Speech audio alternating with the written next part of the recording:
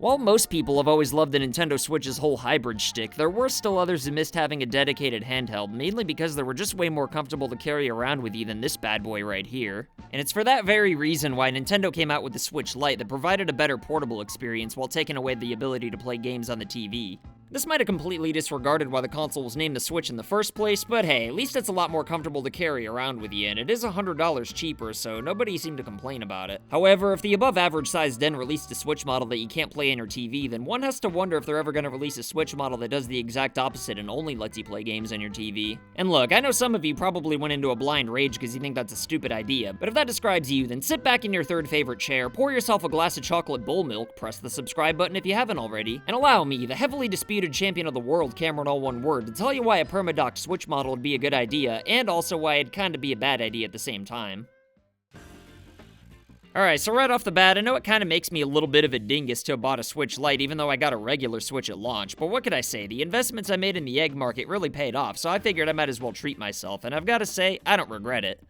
I can't really defend owning two Switches since I'm the only person who plays either of them, but the Lite really is a lot better for portability, although I think the main appeal to this is that it's $100 cheaper than the standard model. And according to Nintendo, about 30% of Switch owners are always playing in handheld mode anyway, so it's nice to see that those types of folks have the option to just get a portable model that's cheaper and feels better in their hands. However, for 18% of Switch owners like me, playing in dock mode's almost always the top priority. And yeah, I know that makes me a double dingus for buying a Switch Lite, but I do like playing in handheld mode, it's just that I only like doing it when I'm not at home and it's actually necessary. Otherwise, I just feel a tad bit silly.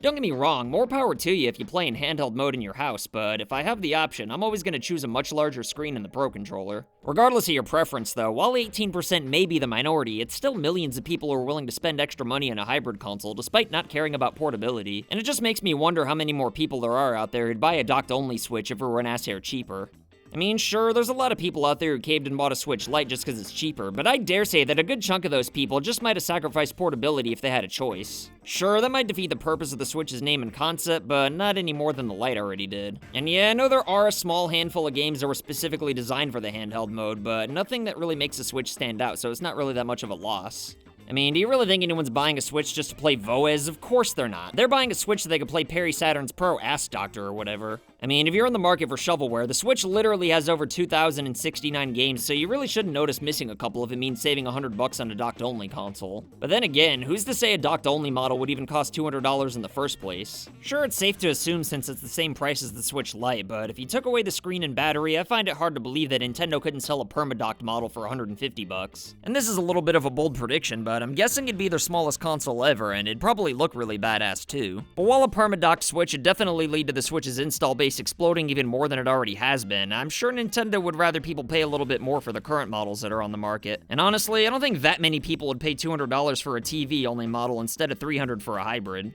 Paying $200 for a Lite model makes sense, because at least it's a lot better for portability as opposed to a permanently docked console that would only be just as good for playing on the TV. And besides, I don't think Nintendo could even get away with selling a docked model for $200 since most people would know they're overcharging, as opposed to the Switch Lite where it's a lot easier for people to accept the price since there's a battery and screen. If I'm being honest though, and we all know how much I love to be honest, then I think it's kinda weird that there's no way you could dock a Lite model. I mean, I still think sacrificing portability to save $100 is a fair deal and everything, but it just feels like Nintendo could have made it dockable fairly easy, but instead, they went out of their way to make sure that nobody else could do it either. And look, I'm not gonna pretend to have any idea how modding a Switch works, but apparently the only difference between the Lite and the standard models are a semiconductor that's only used for transferring signals or whatever. And call me crazy, but I find it kinda hard to believe that that part along with this plastic dock really ups the cost by $100. Again, I'm really not saying Nintendo's scamming us or anything, but I don't know, it just kinda feels weird that they're going the extra mile to make it impossible to play a Switch Lite on a TV. I mean, it makes perfect sense that they don't want people buying Switch Lites in some random third-party dock to save $100, but it just makes you realize that the base model could probably be a little bit cheaper and still make Nintendo a lot of money.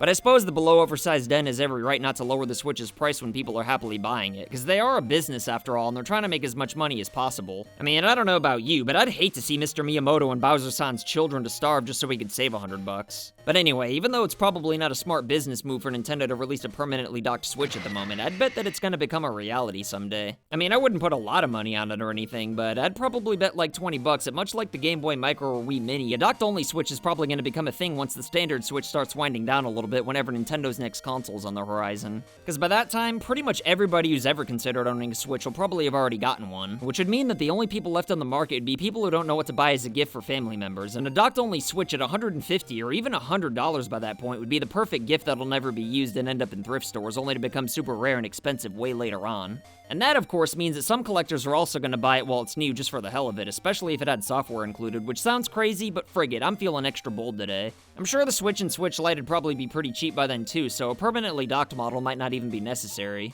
But you know what, I still think it'd be fresh enough to garner interest, while also being cheap enough to manufacture to make it a risk worth taking for Nintendo. But anyway, what do you think about the possibility of a docked-only Switch model eventually becoming a thing? Do you think it's gonna happen eventually, or am I frigged in the head for even bringing it up? Either way, vote for what you think in the upper right-hand corner, tell me whether or not you'd even want one in the comments below, and as always, I'll try my goddamnedest to respond to everybody at some point. But let me tell you, if there's two people who could easily beat the Hamburglar in a fight, then it would definitely be today's patrons of the day, Red Sin and John Polish Impossible to Say. If you want to be badasses like these two, then consider supporting FU Game Crew on Patreon for loot boxes in the mail and other wacky rewards. And if you want to make a cameo, then send pictures or videos of you rocking any FU Game Crew merch like these legendary human beings you see before you. As always, like and share this video anywhere on the internet to help this channel grow. And if you want to prove that you're not down with registered sex offenders, then go ahead and press the subscribe button if you haven't already. My name's CameronAllOneWord, and I'll be back with more videos soon.